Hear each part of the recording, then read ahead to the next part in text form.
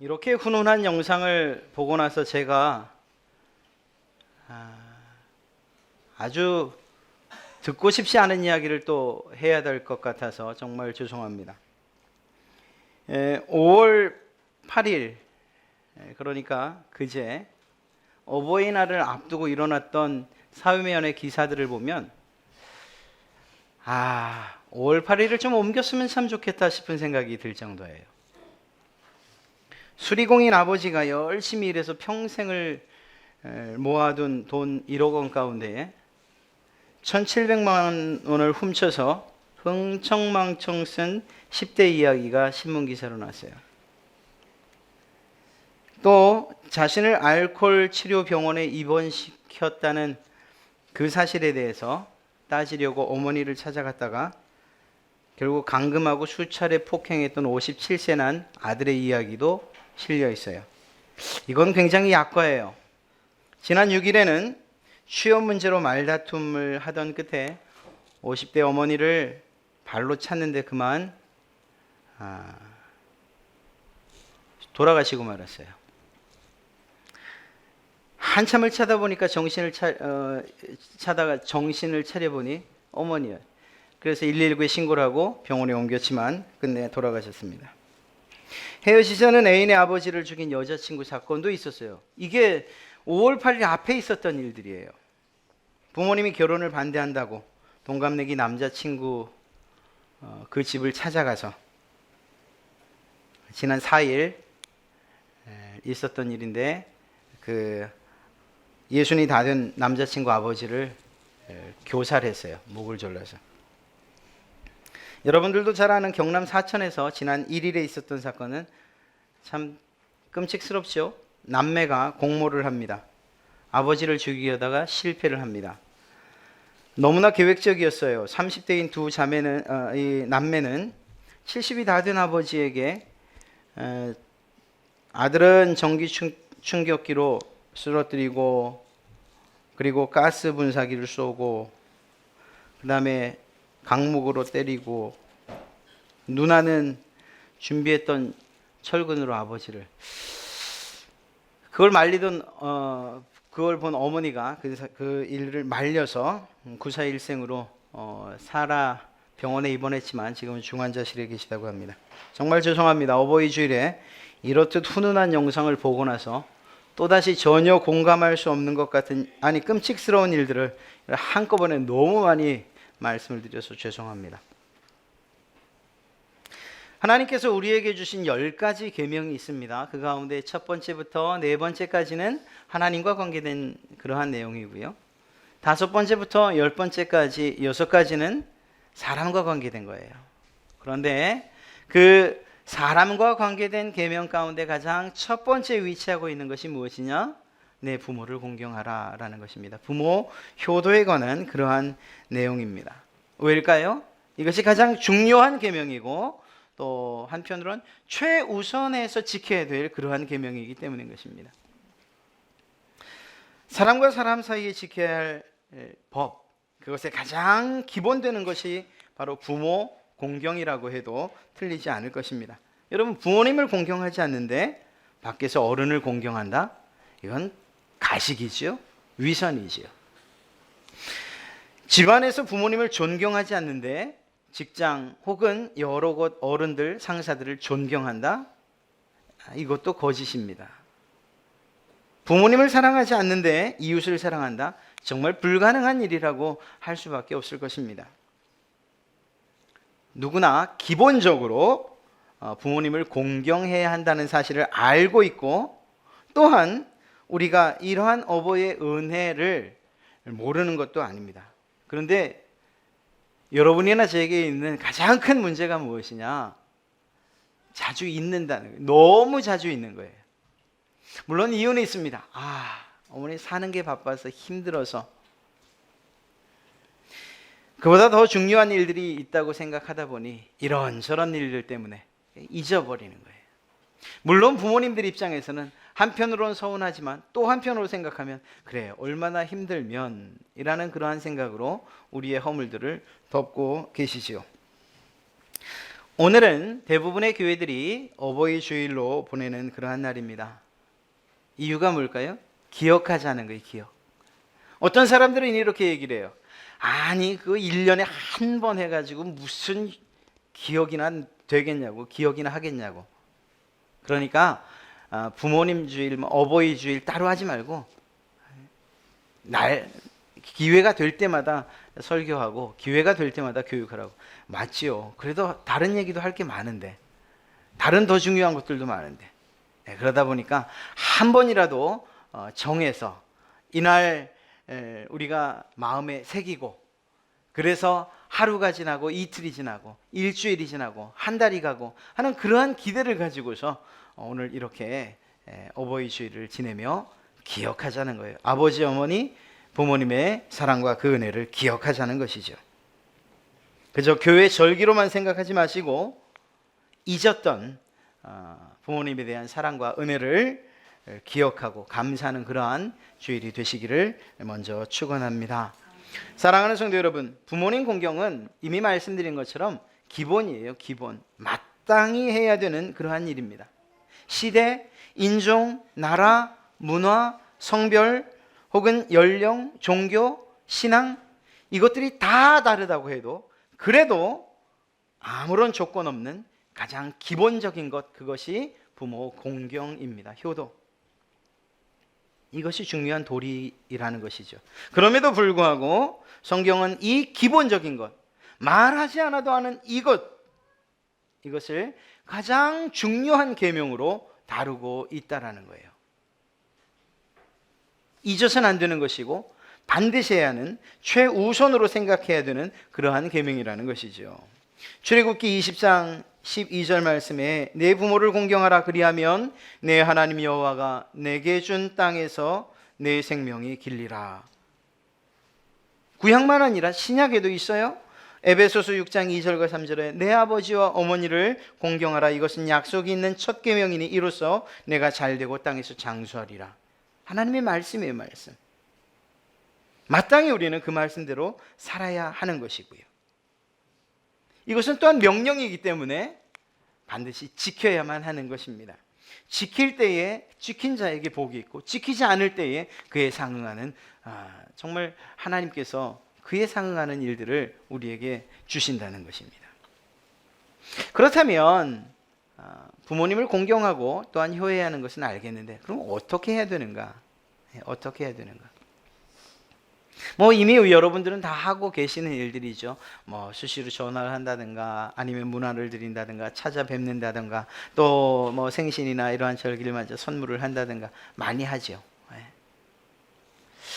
이미 하고 있어서 나는 더 이상 효에 대해서는 들을 것이 없습니다 생각되시면 그러면 부모님 잠깐 제껴두시고 또 여러분들 이웃에 있는 또 교회 안에 있는 아까 그 13분의 어른들 그분들이라도 생각하며 오늘 말씀을 경청해 주시기 바랍니다. 오늘 본문을 보면 25절에서 결론 삼아 이야기하고 있어요. 내 부모를 즐겁게 하며 너를 낳은 어미를 기쁘게 하라. 이것이 부모님을 공경하는, 효도하는 사람의 모습이라는 거예요. 어떻게 부모님을 효도할까요? 어떻게 부모님을 공경할까요? 이렇게 여러분이 성경에 대고 질문을 하면 성경이 여러분에게 대답하는 거죠. 다른 것이 아니고 부모를 즐겁게 하십시오.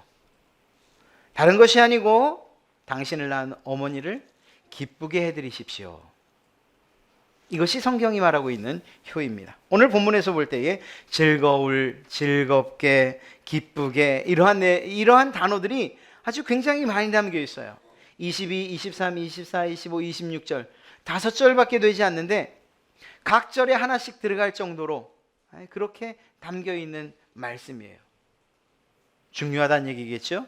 부모님을 즐겁게 기쁘게 하는 일이 그렇게 하는 그것이 바로 효도이고 그것이 하나님의 명령을 지키는 것이라고 말할 수 있다는 것입니다.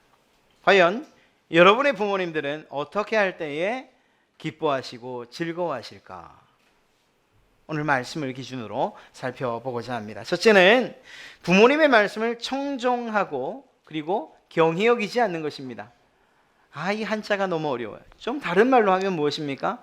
하시는 말씀을 주의 깊게 듣고 그리고 가볍게 여기지 않는 거예요. 경히 여기지 않는 거, 가볍게 여기지 않는 거. 이 말을 좀 다르게 이야기하면 뭘까요? 일단은 청종, 부모님의 말씀에 귀를 기울이는 일들이 필요하다는 거예요.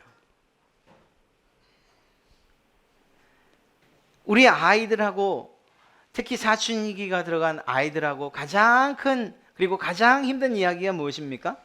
그렇게 이야기하는 그 문제들이 무엇이죠? 소규의 경읽기도 이런 경읽기가 없다는 거예요. 아무리 말을 해도 얘가 과연 듣고 있지 않은지 반응이 없어요. 그러다가 재촉을 해서 야, 대답이라도 해야지. 이게 다예요. 정말 듣는지 안 듣는지는 모르겠지만 그러나 외적으로 표면적으로 보면 안 듣는 거예요. 자기 할 일에 바빠요. 게임하거나 아니면 또 자기 책을 읽으면 정말 다행이고요.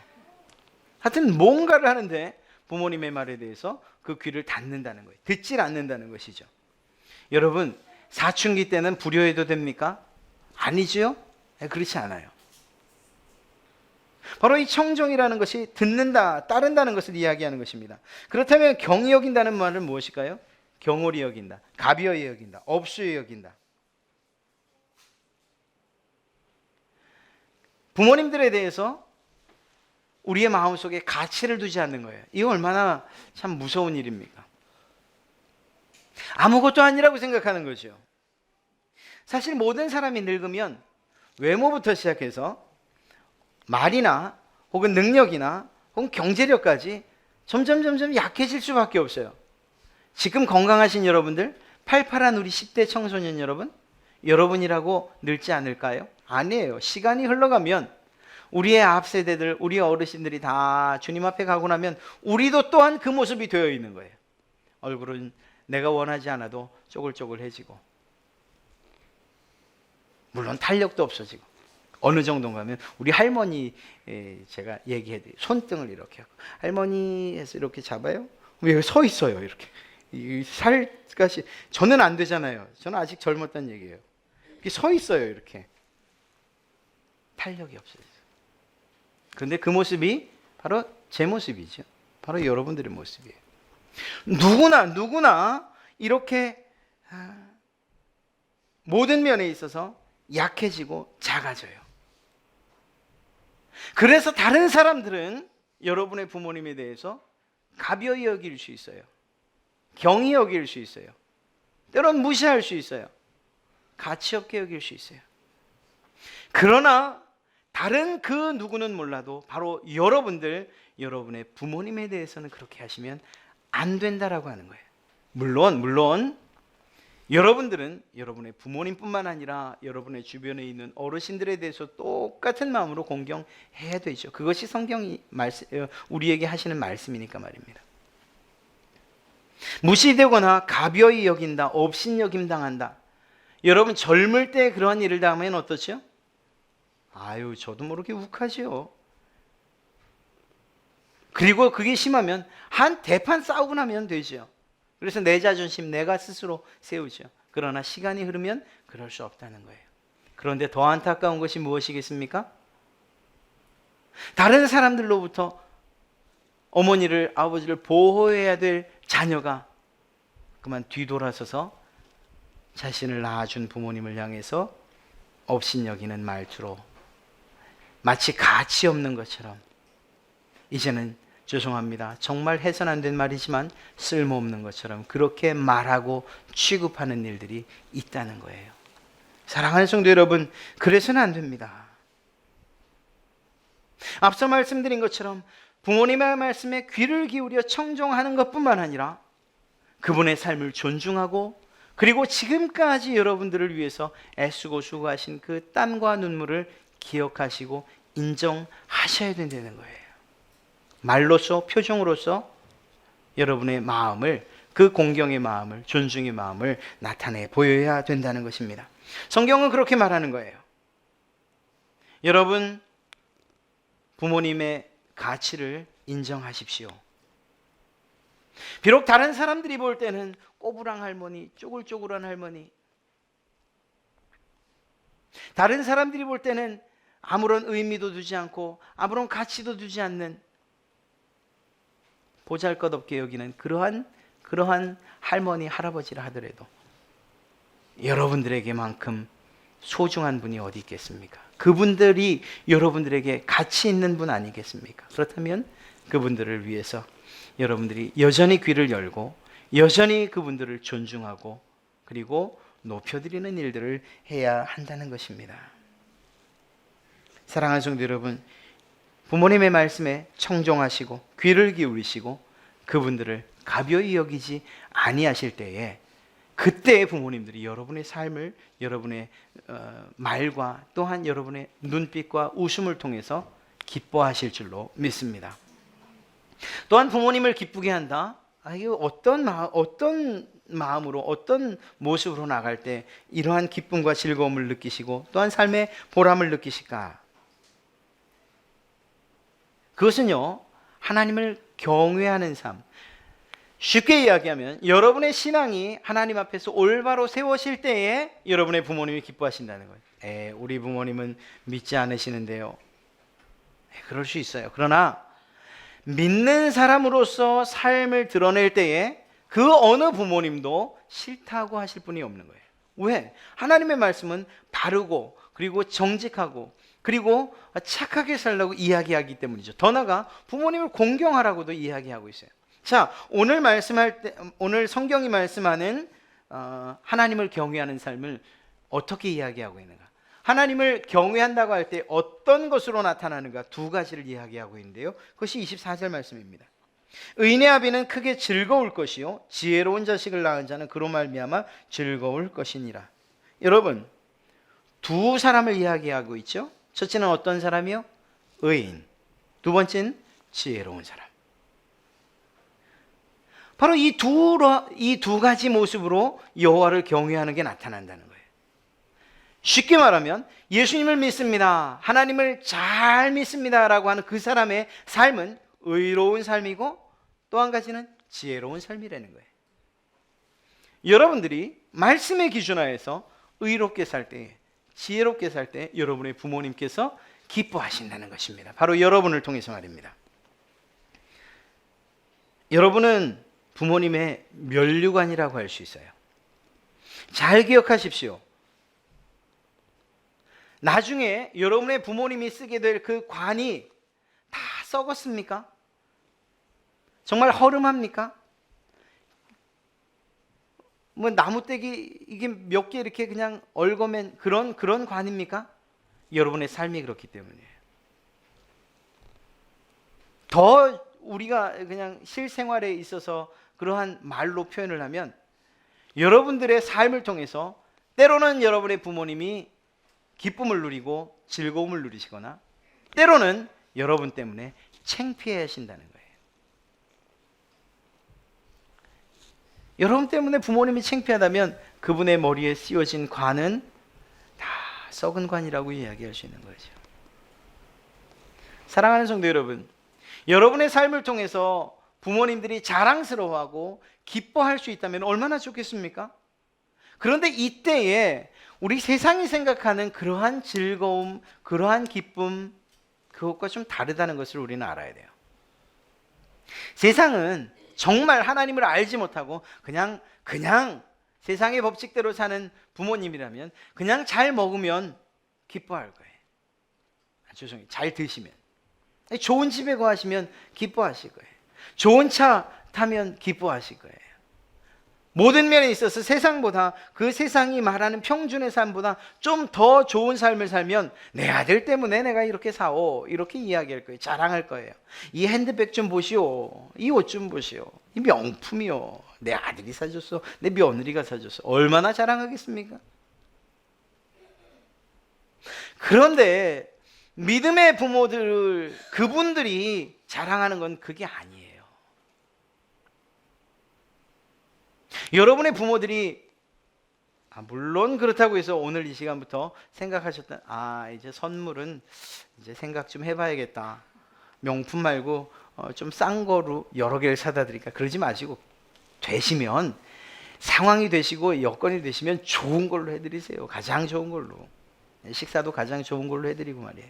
자, 이 말은 무슨 말인가 하면요, 여러분들이 단지 삶의 부분을 충족시켜 드린다고 해서 부모님이 기뻐하시냐? 그건 아니라는 거예요. 도둑질을 해서 식사를 사드리고 그 사실을 부모가 알았다면 그 음식이, 그 밥이 목으로 넘어가겠습니까? 아니지요. 아니지요. 그럴 수 없지요.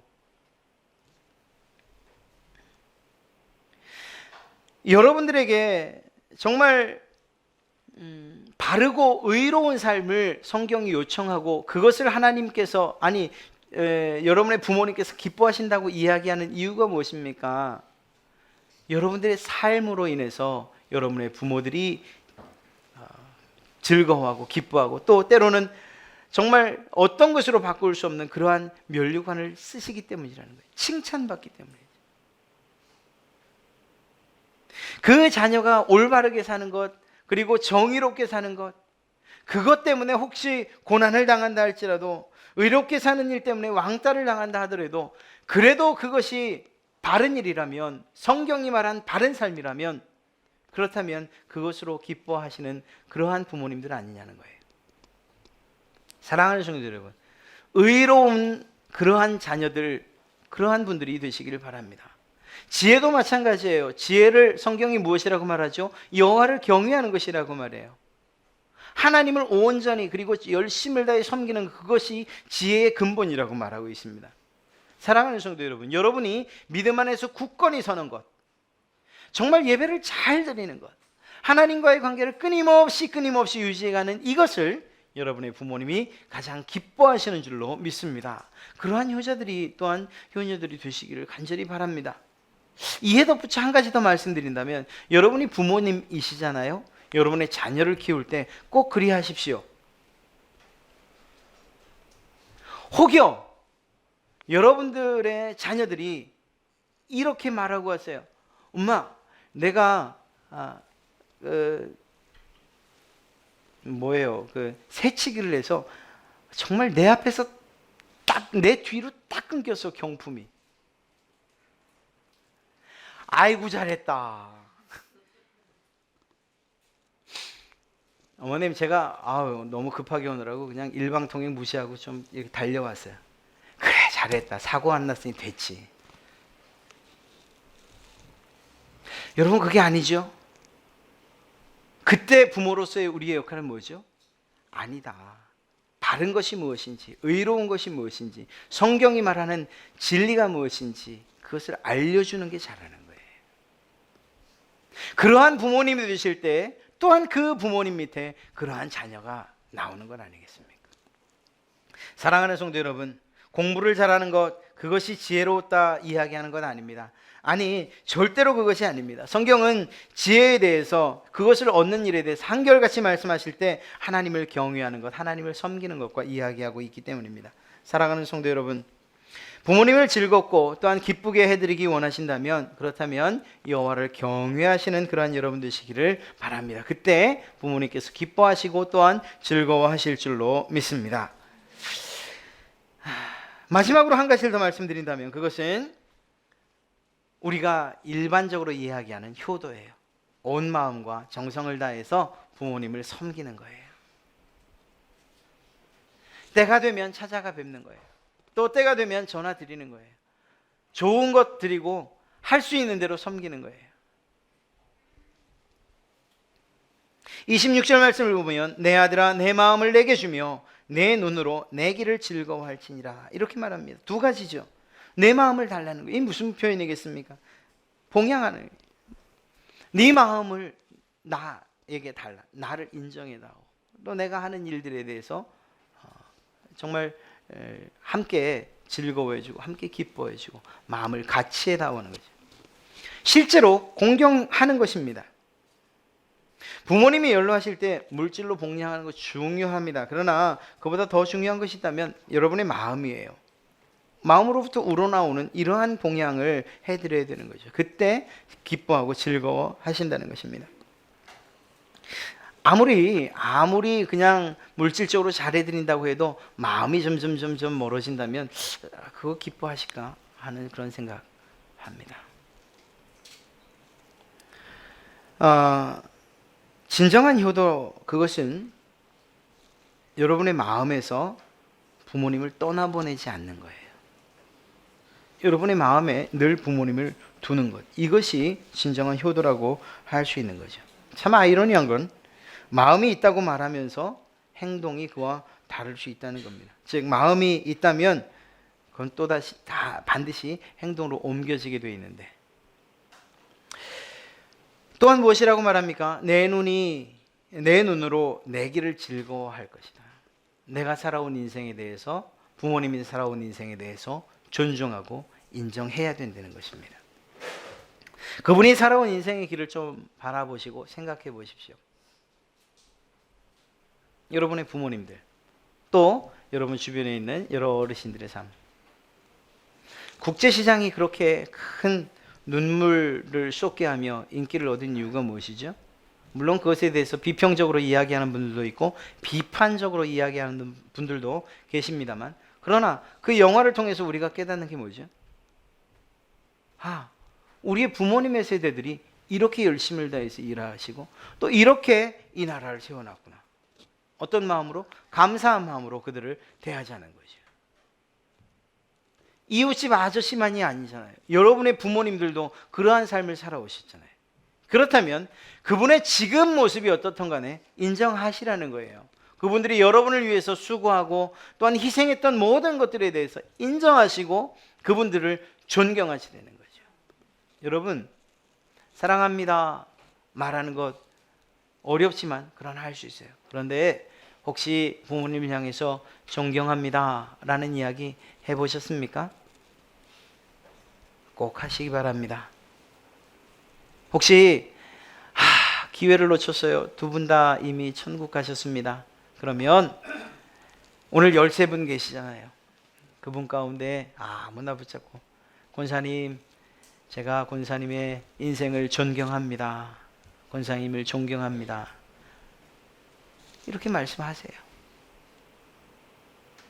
그분들의 기도와 그분들의 삶이 있었기에 지금 이 나라가 있고 지금 이 교회가 있고 지금 우리가 있는 것 아니겠습니까? 그분들이 걸어오신 그 길들을 우리가 존중해야 된다는 것입니다.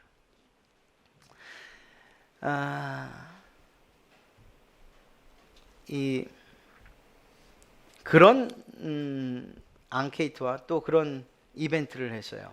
삼성에서 페이스북에다가 가장 존경하는 인물을 댓글로 달게 했습니다.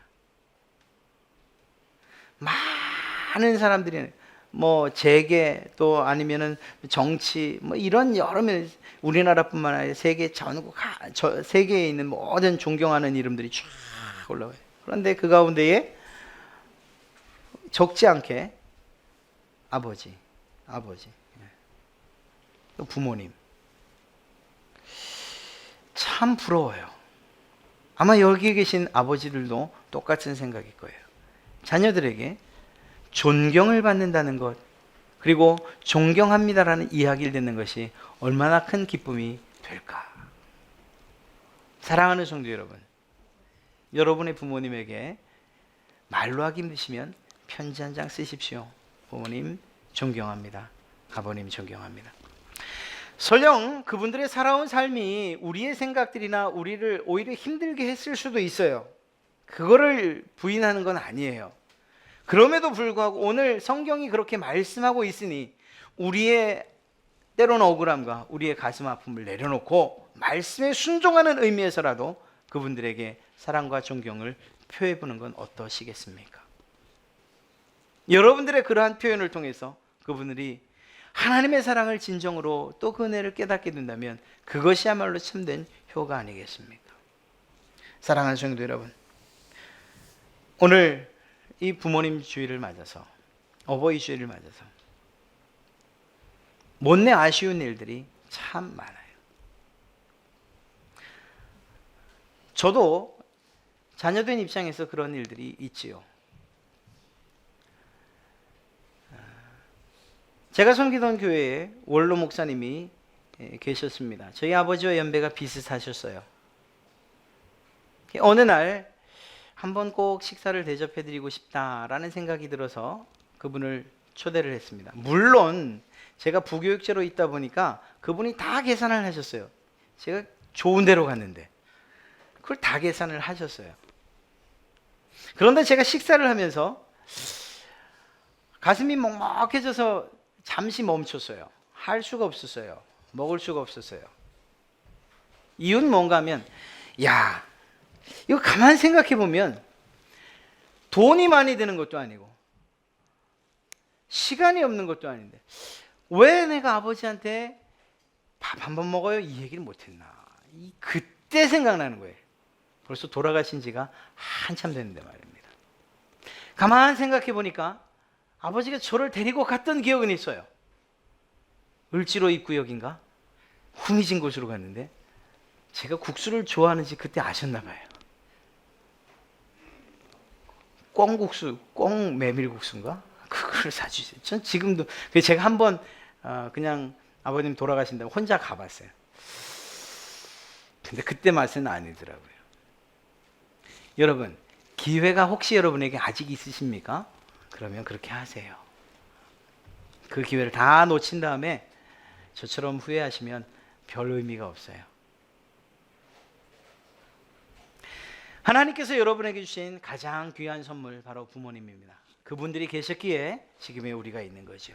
그러니 우리가 성경의 말씀이 아니라 하더라도 마땅히 효하는 것이 당연한 일입니다. 계시다면 전화 한 통이라도 오늘 이 시간 이후에 예배 마친 제가 저녁 예배 그곳에서 예배하는 것 인정해 드릴 테니까 가십시오. 가서 사랑한다고 말씀하시고 또 말씀 못하시면 편지로라도 쓰시고 여러분의 마음을 꼭 표현하시기 바랍니다. 부모님들만 여러분에게 사랑 표현을 못하는 게 아니고 우리 자녀들도 부모님에 대한 사랑의 표현을 잘 못하잖아요. 솔직히 인정해요. 하십시오. 하셔야 됩니다.